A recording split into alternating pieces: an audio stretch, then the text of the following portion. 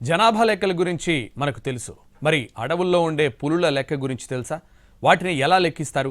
సంచరించే ప్రాంతాలను ఎలా తెలుసుకుంటారు? ఇలాంటి వివరాలపై ఎన్టీవీ గ్రౌండ్ రిపోర్ట్.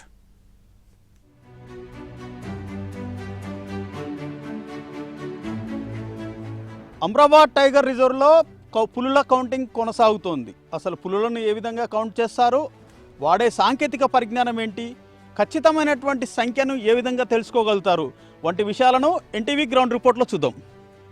పులులు జంతువుల లెక్క తేల్చే పనిలో పడింది ఏపీ అటవీ శాఖ. 4 ఏళ్లకోసారి జనవరిలో చేపట్టే వన్యప్రాణి లెక్కింపు నల్లమలలోని అమ్రాబాద్ టైగర్ రిజర్వ్లో కొనసాగుతోంది. Dehradun wild life institute of India, national tiger conservation authority ఆధ్వర్యంలో కౌంటింగ్ చేపడుతుండగా పులులతో పాటు శాకాహార, మాంసాహార జంతువులు ఎన్నున్నాయనే వివరాలతో పాటు పక్షులు, గడ్డి జాతుల వివరాలు సైతం సేకరిస్తున్నారు. 2611 చదరపు కిలోమీటర్లలో విస్తరించి ఉన్న అమ్రాబాద్ టైగర్ రిజర్వ్లో జంతుగణన పకడ్బందీగా చేపడుతున్నారు. ఇందుకు గాను 214 బీట్లుగా ఏరియాను ఫారెస్ట్ అధికారులు విభజించారు. తమ సిబ్బందితో పాటు వాలంటీర్లను నియమించారు. వీరికి తోడుగా బేస్ క్యాంప్ సిబ్బంది, వాచర్లు ఉంటారు. మొదటి 3 రోజులు మాంసాహార, తర్వాత 3 రోజులు శాకాహార జంతువుల గణన చేపడుతున్నారు. లెక్కింపు ప్రాసెస్ తర్వాత యాప్లో నమోదు చేస్తున్నారు.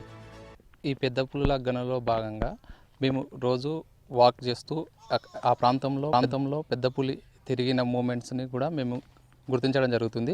అవి పగ్ మార్క్స్ అంటే ఆ ఒక పాదముద్రలు, ఆ పాదముద్రలను బట్టి, ఆ పాదముద్రల యొక్క సైజును బట్టి అది పెద్ద పులిలో మొగన ఆడనని గుర్తించడం జరుగుతుంది. అదేవిధంగా పెద్ద పులుల యొక్క సమాచారం అంటే ఆ ఏరియాలో టైగర్ మూమెంట్ ఉందా లేదా అని తెలుసుకోవడానికి అన్ని రకాలుగా చెట్లకు కూడా అది రేక్ మార్క్స్ అనేది వేయడం జరుగుతుంది. వీటన్నింటిని కూడా ఇప్పుడు గణనలో భాగంగా యాప్లో ఎంట్రీ చేయడం జరుగుతుంది. పులుల లెక్కింపు కోసం అటవీ శాఖ ఆధునిక టెక్నాలజీని వాడుతోంది. అటవీ విస్తీర్ణం, భూభాగం, నీటి వనరుల అధ్యయనానికి రిమోట్ సెన్సింగ్ టెక్నాలజీని ఉపయోగిస్తూ శాటిలైట్ సహాయక మ్యాపింగ్తో పులుల కదలికలు ఎక్కువగా ఉండే ప్రాంతాలను గుర్తించి కెమెరాల ప్లేస్మెంట్కు మార్కింగ్ చేస్తారు. భూమిపై తీసే డేటా ఉపగ్రహ డేటాతో కలిపి విశ్లేషించి కెమెరా ట్రాప్లను వినియోగిస్తున్నారు. ఇక ప్రత్యేకంగా రూపొందించిన మానిటరింగ్ సిస్టమ్ ఫర్ టైగర్స్ యాప్లో వివరాలు పెడతారు. అయితే పులుల గణనలో డైరెక్ట్ ఎవిడెన్స్గా చెప్పే ట్రాప్ కెమెరాలదే ప్రధాన పాత్ర.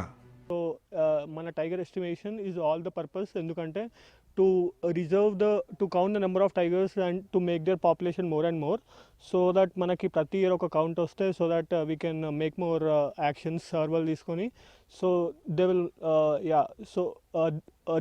Take certain actions to make the tigers more safe.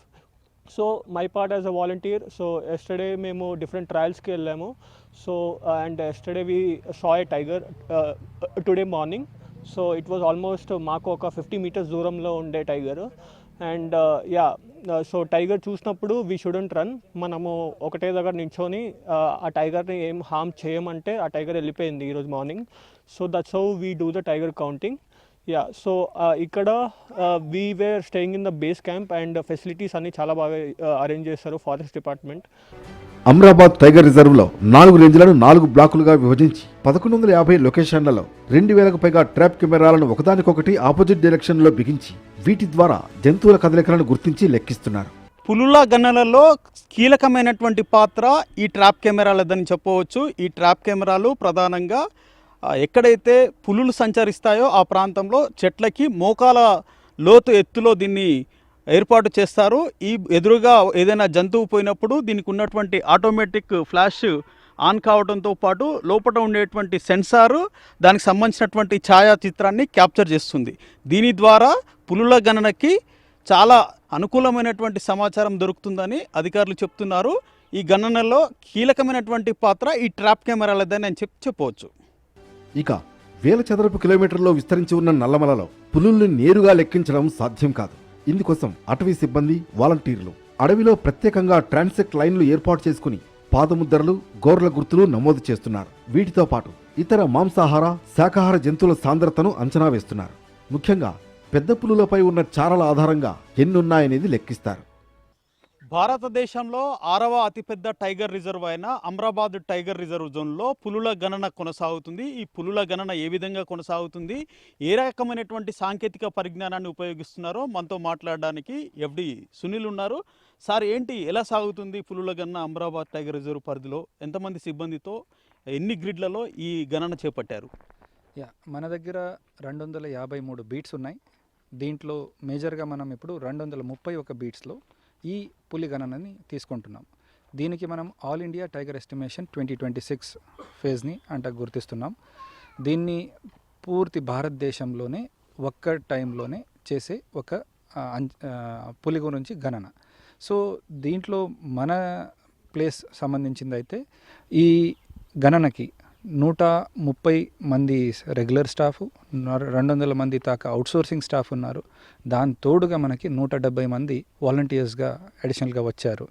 So దీంట్లో ఇంత టోటల్ మంది శ్రద్ధతో మనం ఈ ప్రోగ్రాము 20వ తారీఖు నుంచి మొదలుపెట్టాము. సో ఇందులో ప్రధానంగా ఏ రకమైనటువంటి సాంకేతికతను వినియోగిస్తున్నారు? ఇందులో ట్రాప్ కెమెరాల పాత్ర ఏంటి? ట్రాప్ కెమెరాలను ఎలా ఫిట్ చేస్తారు? అవి ఏ రకంగా పనిచేస్తాయి? మీరు ఇక్కడ చూస్తే మనకి కెమెరా ట్రాప్స్ టోటల్గా మన ఏరియాలో 17-20 గ్రిడ్స్ ఉన్నాయి. దాంట్లో మేజర్గా మనకి చేసేది 1200 గ్రిడ్స్లో ఇట్లాంటి 3 ఫేజెస్గా డివైడ్ చేసాము. మీరు ఇక్కడ చూసేది మేజర్గా మనకి ఒక కెమెరా ట్రాప్ కడ్డీబ్యాక్ అనే మోడల్. దీంట్లో ఐఆర్ బేస్డ్ ఇది ఉంటుంది. ఎక్కడైనా పులి మధ్యలో వచ్చిందంటే అది ఒక ఫోటో తీసుకుంటుంది. దీంట్లో మనము 2 వైపు పెడతాము.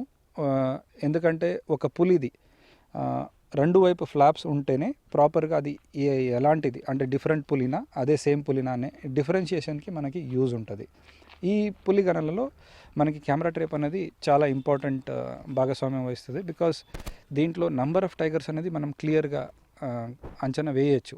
అంటే ఇంత పెద్ద అమరాబాద్ టైగర్ రిజర్వ్ అంటే దాదాపు 2611 చదరపు కిలోమీటర్లు ఉన్నటువంటి ఈ టైగర్ రిజర్వ్లో పదుల సంఖ్యలో ఉండేటువంటి పులులను ఎట్లా గుర్తిస్తారు? అంటే చారల ద్వారా గుర్తిస్తారంటున్నారు. అసలు ఏంటి దాని వెనకాల ఉన్నటువంటి సీక్రెట్ ఏంటి? మనం ఇది చూస్తే పులిలో స్ట్రైప్స్ ఉంటాయో మన ఫింగర్ ప్రింట్ లాగానే. అంటే ఒక పులికి ఉన్న ఫింగర్ ప్రింట్ అంటే స్ట్రైప్ ప్యాటర్న్ ఇంకొకటి దానికి ఉండదు. సో దీన్ని డిఫరెన్షియేట్ చేయడానికి అంటే ఇది వేరే ఉంది అంటే చెప్పడానికి మనకి 2 వైపుది ఫోటోగ్రాఫ్స్ మనకు కావాలి. ఇది 2 వైపు ఫోటోగ్రాఫ్స్ ఉంటే మన దగ్గర ఆల్రెడీ కంప్యూటర్ మోడల్స్ ఉన్నాయి. ఇది పాత డాటా తీసుకొని ఇది వేరే పులినా అదే పులినా అనే డిఫరెన్షియేట్ చేసుకుంటూ మనకి నంబరింగ్ ఇవ్వడం జరుగుతుంది. ఈ డేటాబేస్ ప్రాపర్ మన ఎన్టీసీఏలను మెయింటైన్ అవుతుంది అండ్ విదిన్ టైగర్ రిజర్వ్ మన టైగర్ సెల్లను మెయింటైన్ చేస్తాం. అంటే ఈ పులుల గణ ద్వారా కేవలం పులుల సంఖ్య తెలుస్తుందా లేదా ఇతర జంతువులకు సంబంధించిన వివరాలు కూడా తెలుసుకోవచ్చా? ఇది మనం ఆల్ ఇండియా టైగర్ ఎస్టిమేషన్లో పులి ఒకటే కాదు, ఇక్కడ మనం అనేది ఫారెస్ట్ హెల్త్ని మనం ఇక్కడ అసెస్ చేస్తాం. మీరు ఇక్కడ చూస్తే ఈ కెమెరా ట్రాప్స్తో పాటు మనం చేసేది ట్రాన్సాక్ట్ వాక్ అనేది చేస్తాము, ట్రైల్ వాక్ అనేది చేస్తాం.